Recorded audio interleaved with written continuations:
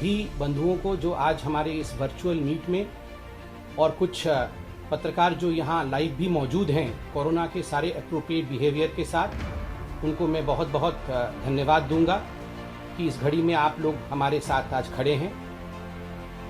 बंधुगण, बहुत दुख के साथ कहना पड़ रहा है कि आज कोरोना काल में जब देश कोरोना के साथ लड़ रहा है, हमें यह पीसी करना पड़ रहा है। और मुख्यतः यह प्रेस कॉन्फ्रेंस बंगाल में जो स्थिति अभी बन के उभरी है, जिस प्रकार से वहां हिंसा हो रही है, उस विषय को लेकर है। प्रजातंत्र में आज जिस प्रकार का मंजर हम बंगाल में देख रहे हैं, विश्वास नहीं हो रहा। आज से पहले हिंदुस्तान में कभी इस प्रकार का मंजर किसी चुनाव के बाद किसी भी राज्य में हम में से किसी ने नहीं देखा था। बहुत दुखद है। धू धू करके आज बंगाल जल रहा है।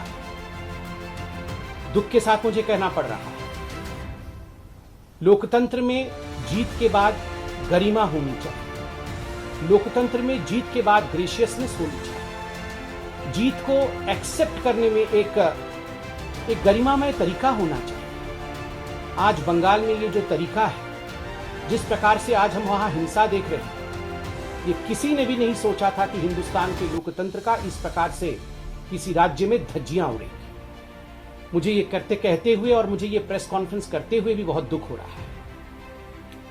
बंधुगण, दिल दहलाने वाले दृश्य सोशल मीडिया में, टेलीविजन चैनल्स के माध्यम से हम सभी देख पा रहे हैं।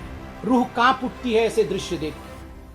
लोगों के घर में आग लगा दिए गए हैं, लोगों के घर तोड़े जा रहे हैं, कार्यकर्ताओं की हत्या की जा रही है, अराजकता सड़क पर पूरी तरह से छा गई है। काले बादल आज बंगाल के ऊपर हिंसा के रूप में मंडरा रहे हैं और संपूर्ण रूप से वहां जो प्रशासन है वो चरमरा गई है, वो समाप्त हो गया है।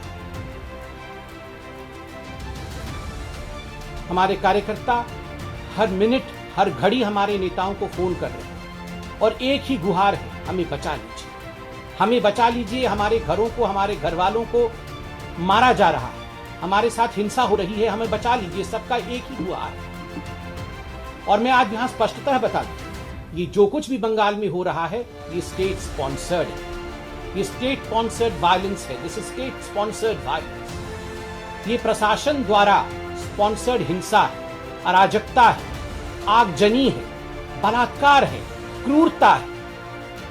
क्या दोष था उन लोगों का जिन लोगों ने एक अलग विचारधारा को चुनने की कोशिश की? बंधुगण, बंगाल में 2.28 करोड़ 2,28,00,000 बंगालियों ने, हमारे साथियों ने हमें वोट दिया। क्या उनका अधिकार नहीं है कि वो अपने नैतिकता के हिसाब से, अपने विवेक के हिसाब से किसी पॉलिटिकल पार्टी या किसी विचारधारा को चुने? उनको कौन बचाएगा? क्या ममता जी की सरकार, क्या बंगाल की टीएमसी की सरकार, क्या वहां की प्रशासन इनके प्रति निष्ठुर रहेगी?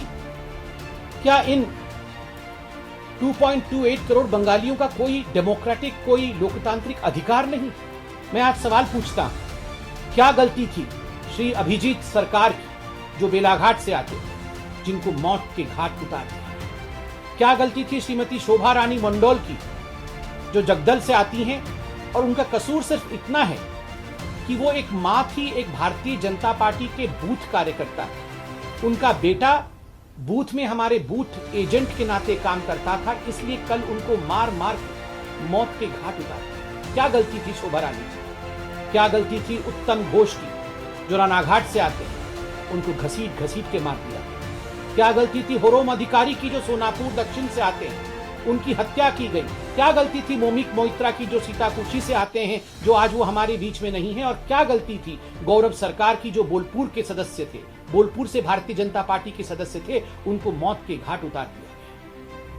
मैं खुद व्यक्तिगत रूप से सोशल मीडिया में श्री अजीत सरकार के पोस्ट को फॉलो कर रहा था, जैसे तमाम हिंदुस्तान फॉलो कर रहा था।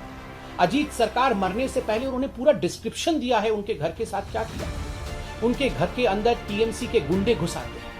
ये जो अजीत सरकार है, ये कुत्तों के प्रति बड़ी इनकी आसक्ति रही है। जो स्ट्रे डॉग्स होते हैं उनको वो अडॉप्ट करते थे, उनको पालते थे, उनको दूध पिलाना, उनको पावरोटी खिलाना, किस प्रकार से वो करते थे, एक मानवता का काम करते थे। उन्होंने लिखा है मरने से पहले कि मेरे घर में टीएमसी के गुंडे घुस आए और जो कुत्ते मैंने पाल रखे थे उस कुत्ते ने छोटे छोटे बच्चे दिए थे, उनको काट दिया, उनको नृशंसता के साथ, उनको क्रूरता के साथ उनको मार दिया। उसके बाद उनके घर में आग लगाई गई और बाद में सड़क में खींच करके उनको लिंचिंग करके बीच सड़क में टीएमसी के गुंडों ने मौत के घाट उतारा। उनकी गलती सिर्फ इतनी थी, उन्होंने भारतीय जनता पार्टी के लिए काम करने को स्वीकार किया। बंधुगण, आज इन्हीं सभी विषयों को ध्यान में रखते जिस प्रकार की क्रूरता बंगाल में हो रही, भारतीय जनता पार्टी के राष्ट्रीय अध्यक्ष आदरणीय श्री जेपी नड्डा जी आज खुद बंगाल जा रहे हैं और सभी कार्यकर्ताओं से हमें अपील है, आप बिल्कुल ना घबराएं।